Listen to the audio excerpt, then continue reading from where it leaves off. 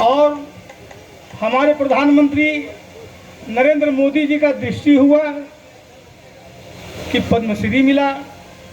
हम प्रधानमंत्री जी से उनके आवास पर मिले थे 23 अप्रैल 1915 को। हमारी जब मुलाकात हुई तो उन्होंने एक शब्द पूछा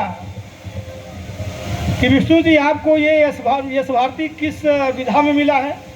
हमने कहा साहब लोक विधा विधा है, विधा में हमको मिला है। कहें जरा हमको भी एक बार कभी सुनाइए। लेकिन मैं धन्य मानता हूँ प्रधानमंत्री को कि 2 बार जब बनारस आए उनका प्रोग्राम लगा। एक बार सांस्कृतिक संकुल में हमारा और मन्नू यादव का प्रोग्राम हुआ, एक बार दादूपुर में हमारा और मन्नू यादव का प्रोग्राम हुआ। तो जो कला का सम्मान करे, कलाकार उसी के साथ है। और आज जो है धर्मेंद्र जी